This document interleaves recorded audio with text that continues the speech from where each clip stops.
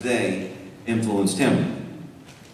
And so Lot saw them, and he rose to meet them, and when he bowed himself with his face toward the ground, and he said, "Hear now, my lords, please turn into your servant's house and spend the night and wash your feet, that you may rise early and go on your way." And they said, "No."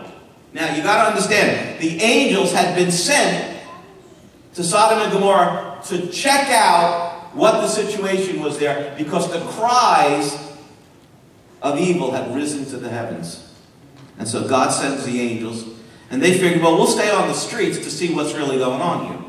But Lot, being a godly man, and being a man of influence in the city, he said, no, you come to my house, because hospitality back in those days was very important. It was a very, very necessary and important part of Christian living, or godly living, let's just call it back then. It was important because there were no hotels, there were no restaurants, so if you were a traveler and nobody invited you in, you basically slept on the streets. So the angels finally give in because he pressed them, and they decide they're going to spend the night in Lot's house. Verse 3 says, "But he strongly insisted, so they turned into him, and they entered his house, and he made them a feast, and he baked them unleavened bread, and they ate." Now, keep in mind, Lot did not know these men were angels. They were sent there by God, but to him they looked like men, traveling, needing a place to stay. So you can see the heart of this man, Lot, was a good heart. He was a man who loved hospitality. He was a man who loved others, invited them into his house. He was also a man who knew what the city was like. Verse 4, "Now before they lay down, the men of the city, the men of Sodom, both old and young, all the people from every quarter, surrounded the house. And they called to Lot and said to him, 'Where are the men who came to you tonight? Bring them out to us that we may know them carnally.'"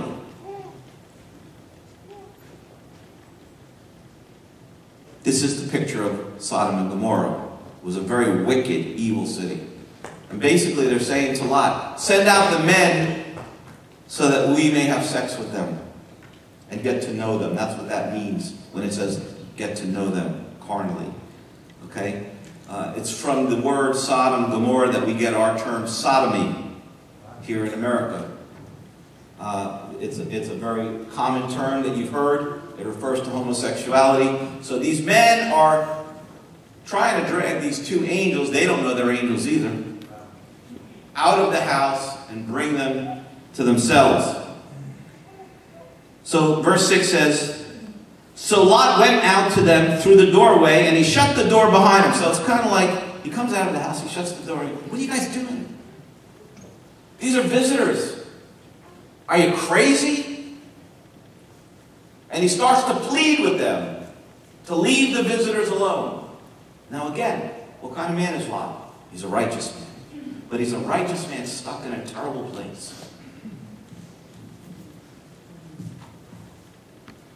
Verse 7, "And he said, 'Please, my brethren, do not do so wickedly.'" Now this next verse is going to blow your mind, because there's just no way to explain what he's about to say, except that he's really messed up by the place he's been living. Listen to this. "See now, I have 2 daughters who have not known a man. Please let me bring them out to you, and you may do to them as you wish." This is how bad you can get messed up. Okay, I'm not making any excuses for this guy, but he's willing to trade his 2 virgin daughters for 2 strangers he's never met before. Remember, he still doesn't know they're angels. "Only do nothing to these men, since this is the reason they have come under the shadow of my roof." In other words, they're living with me. I'm responsible for them. I'm responsible to protect them. Please do them no harm. Now, believe me, I can't understand where he's coming from here. And I'm sure you can't either. Verse 9, "And they said, 'Stand back!' Then they said, 'The one came in to stay here, and he keeps acting as a judge.'" Now they're talking about Lot. They're saying, "Who do you think you are? telling us we shouldn't do this? Who do you think you are calling us evil? You're no really better than we are. Look at you. You're ready to give up your daughters for two strangers. He lost all his credibility. Not just for that, but he lost his credibility before this ever happened because of living in a place that every day vexed his soul. Every day he woke up and had to hear stories of what happened the night before. Every day he had to deal with people who were evil and wicked. And even though he didn't do it, he had to be tortured by the stories of what happened in his city every single day.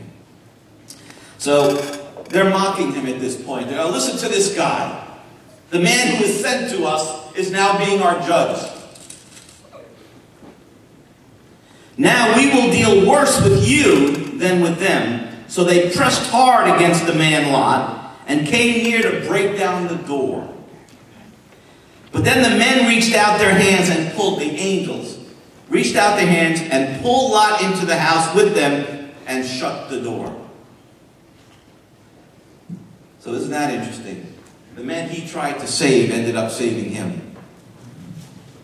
The men he tried to protect ended up protecting him.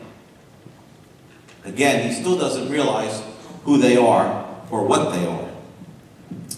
And they struck the men who were at the doorway of the house with blindness, both small and great, so that they became weary trying to find the door. So now imagine this. By the way, guys, this would be another great play to do, the drama.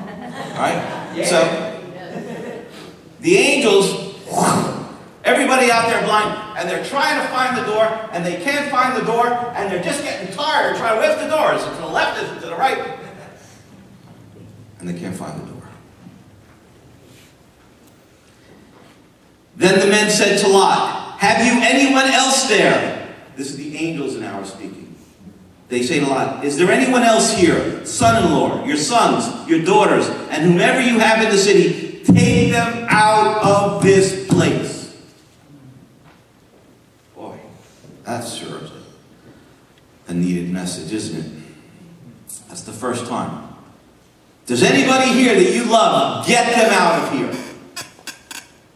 For we will destroy this place because the outcry against them has grown great before the face of the Lord, and the Lord has sent us here to destroy it. Wow. The Lord has sent us here to destroy this place. That's a pretty sobering statement, isn't it? When you're living in a place that God has just said, I'm going to destroy this place. But not without a warning to the righteous. Just like with Noah.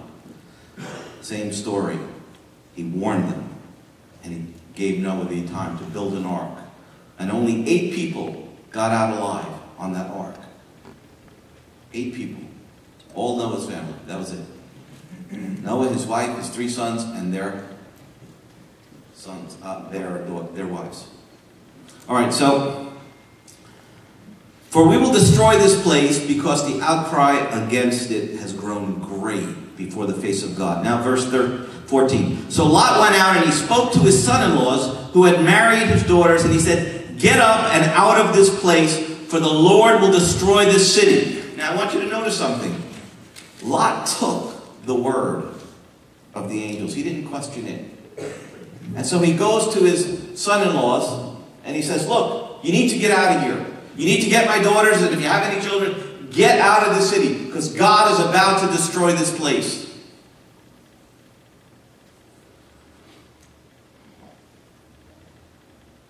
But to his sons-in-law, he seemed to be joking. In other words, Dad, what are you talking about? Come on, Dad. You're part of this system here. What are you talking about? This can't be a bad place. Because what happens is, people watch our lives, and what we get comfortable with, they get comfortable with. And particularly your children. What your children see you comfortable with, they begin to become comfortable with it. It's a scary thing, because basically, there are people watching every move we make every day, They're watching the decisions we make, and they're basing their life on how we live. And I don't just mean your children, although they're the first people that watch how you live and decide how they want to live. And they watch and they watch, and they make decisions based on the way we make decisions. Now, it's interesting, in chapter 13 of Genesis, it says that Lot looked. Remember the story when Abraham and Lot are walking, and Abraham said, look, you just pick where you want to go. And the Bible says that Lot looked at the plain cities. They were called the Twin Cities. And he saw how watered the grass was, and he saw how green everything was. And based on what he could see, he chose to live in Sodom and Gomorrah. And then later on in verse 13, actually 2 verses later, it says, and Lot pitched his tent towards Sodom. Now, try to understand what this means. When you pitch your tent towards something, it means you're opening your life to what comes out of that place. It means your home is now an open book or an open door to whatever comes from that place. We live in a time now where everything you used to have to travel into bad neighborhoods to do, you could do on a phone in a closet in your house. You don't any longer have to go to evil. Evil has made a way to come to you. But the first thing we have to do is to recognize that it's evil.